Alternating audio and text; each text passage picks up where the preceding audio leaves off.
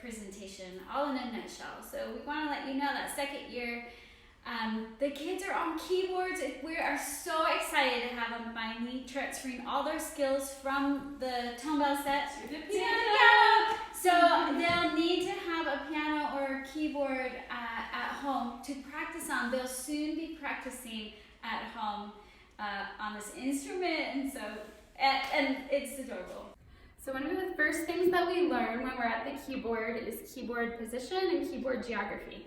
So we talk about sitting up nice and straight, the right distance from the keyboard. You can check your distance from the keyboard by leaning forward. Your knuckles should hit the soundboard when you lean forward just a smidge.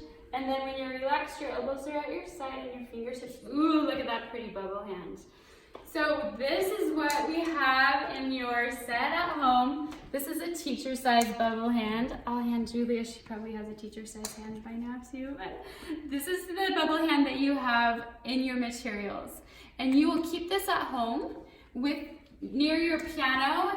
If you keep it in your bag, in your tote bag with your other materials and bring it back and forth to class, it will get smashed. We have a set in our classroom that we use, so just leave this at home in your piano bench or near your piano. It is an awesome, tangible guide to show that beautiful, rounded bubble hand position that we're looking for. And you can break it apart and float it to the piano. Do you want to show us your pretty bubble hand, Julia? Good. And then when I take that out, she can still keep that shape on the piano. And our thumbs are ones, finger 1, 2, 3, and we go through 4, all the way to our pinkies, number 5. And we practice that. Where is 1? Where is 1? You can say, here I am, here I am. Where is 2? Where is 2? And we go through, we'll ask for 4, ask them out of order. Do this at home, this activity, and it will really help strengthen them and give them the dexterity and the independent muscle movement they need, and also help them learn their finger numbers. Let's quickly talk about keyboard geography. The first thing that we learn about the keyboard is we orient ourselves with the black keys. So we know that there's groups of 2 and groups of 3. And in the beginning, we'll just be like smashing these down all the way up the keyboard. But then we're gonna need to know where middle C is. And you might already know how to find middle C, but if not, this is how you do it. You find the group of 2 that's right in the middle of the piano. Group of 2, down 1 to middle C. And does that sound like Do is home? Do is home. That's how you find middle C. Something new that we're learning this year is intervals. And intervals are 2 notes that we play together. And we already know steps, skips, and leaps. And so these intervals are played with, the second is played with fingers 1 and 2, and that's a second. And then we have a third, fingers 1 and 3, and then a fourth, fingers 1 and 4. And we'll also learn them in the left hand also. And there's practice tracks, so they'll be able to play them without the music and then with the music. In second year, we are going to take our chords that we've been playing on the auto harp, our primary chords, red, yellow, and blue, and learn each one with our right hand first, and then our left hand next. So in green semester, we're gonna learn, we talked about intervals, we are first going to learn the red chord. So, and in your book, you will find some stickers. They might be big, they might be tiny, and each time that you're supposed to add stickers to your keyboard to help your child know how to play the chord, then it will be on that lesson in your book. So watch your workbooks for stickers and watch your emails to know where to put them if you need help. All right, so our first red chord song is Old Paint. We already know that song, but now we're gonna learn it on the piano. So when we play a red chord, we have to use finger 1, finger 3, and finger 5. So go ahead and play us a red chord. Good. And it is so crucial, parents, that they are using the correct fingering every single time. Chords never go away. Primary chords are always a part of what we do in piano and every other instrument too. So you have to know how to play the chords with the right fingers And if you get in a bad habit of using the wrong fingers, it can be very hard to break. So make sure they're using the right fingers every time. So we know a red chord, and then we add a yellow. So when we play a yellow chord, we use finger 1, 2, and 5. Go ahead and play it all together. There's a yellow chord. And you'll put this yellow stickers on your piano, and you can even have them write the finger numbers on if you want. And then we learn a blue chord, which is back to fingers 1, 3, 5. Good, and then quickly in the left hand, once we learn left hand, it'll be 5, 3, 1 for red, 5, 2, 1 for blue,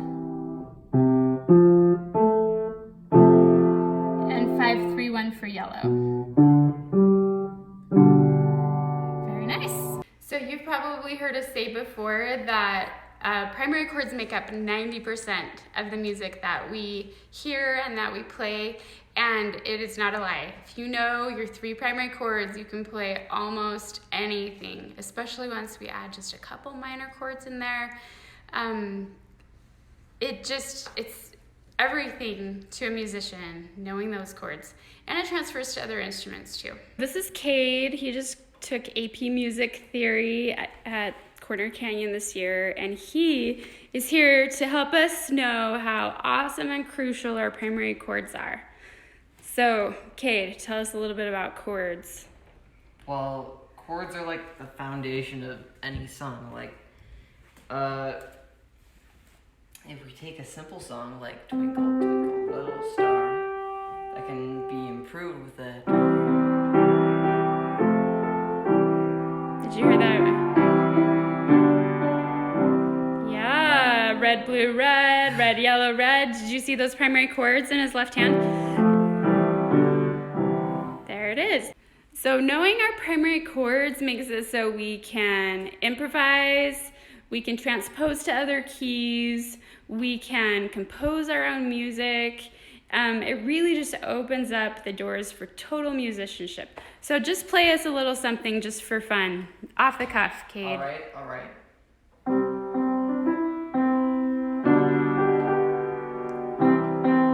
That sounds like boom boom and a great to be crazy. Ooh.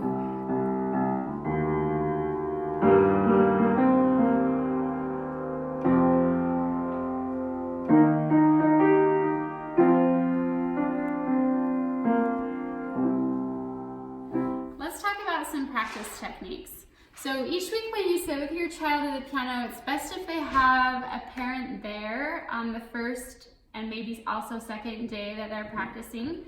We're practicing now 5 days a week, and your homework booklet has a guide where you put tally marks. This is a little page that shows how to use the homework booklet. Let's look at lesson, how about 12? So lesson 12, it tells me what songs to be listening to on my CD this week, and I can still listen to the whole CD, but these are the songs that are going to be especially important because we're either pulling concepts out of those songs or we need to hear them a lot because we're playing them soon. And then down below, the new material will have a star by it. So that's the main thing that you need to hit on with your child when you're at the piano together.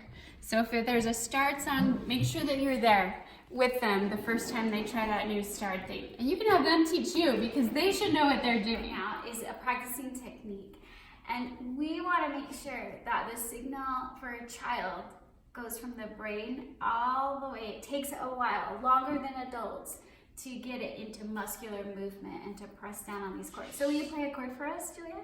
Yeah. And so to help Julia play this chord, if she were to play it, if we wanted to help her play it, don't ever push down on her fingers. It would interrupt that signal from the brain, and we want to give them lots of time. So instead, if they do need help, press down on the keys, and the keys will fall right down underneath their fingers, and it will help them that way. All right, one practice technique is called V-fingers. This is when I point. I'm sitting on the left of my student or my child, and I'm pointing to help her figure out how to put her hands together. So when there's a full two things together, my right hand and my left hand play together. So let's try. How to skip, how to skip, how to skip. Good. I am learning how to skip. It's so fun.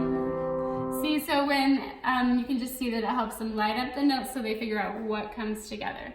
All right. We are introducing fine motor skills to kids that are just 5 and 6, so they may feel a little frustrated and their little hands and fingers are weak, and so we're developing strength. And so just our main message is to please be patient with them, and that slow progress is actually ideal. So we want them to progress slowly, and you'll see that in green semester. So we also want to let you know that on parent days, we really pack it in. And so because you're there and we don't get you every week, we just get you once a month now. And so we try to touch on every new thing that the kids will be learning that whole month. So don't get overwhelmed either, and just be excited for your kids and what they're learning. So last year in Red Balloons and Blue Bugs, we were practicing at least once a week and just kind of letting practice happen as it may. This year we're going to start being more consistent. We want your child to touch the piano every single day, and we still want it to be fun, and we still want it to be natural and ongoing, but we also want a consistent set aside time that we're playing the piano every single day. So when they play the piano, we are going to record it. There's a place in your book to mark every time you practice. Right here, you'll just put a tally mark each time you play that song.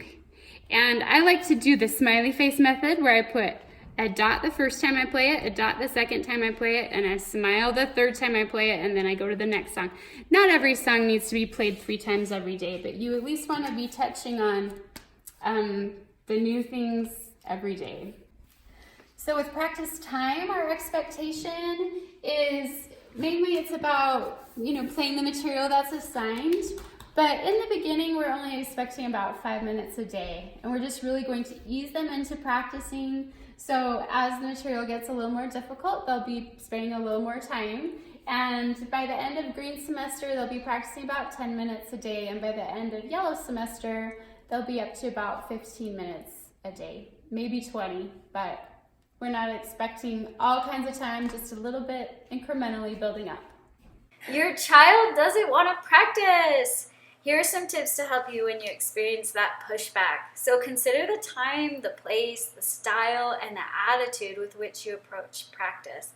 Are you playing? Is it fun? If practice is a struggle, make a small change. Suzuki said, happiness breeds ability, and the real accomplishment of education ties into gradually nurturing the enthusiasm of that very individual who does the practicing.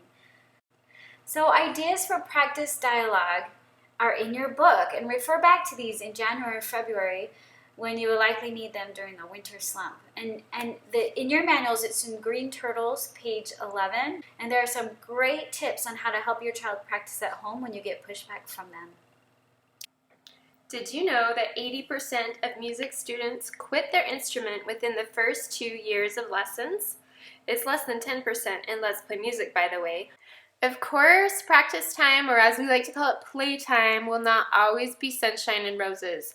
You can expect your child to lose interest at some point, and you can expect your child to push back sometimes. But remember, we're not only teaching music, we're teaching grit. Grit is passion and perseverance for long-term goals and outcomes, and learning how to endure through setbacks.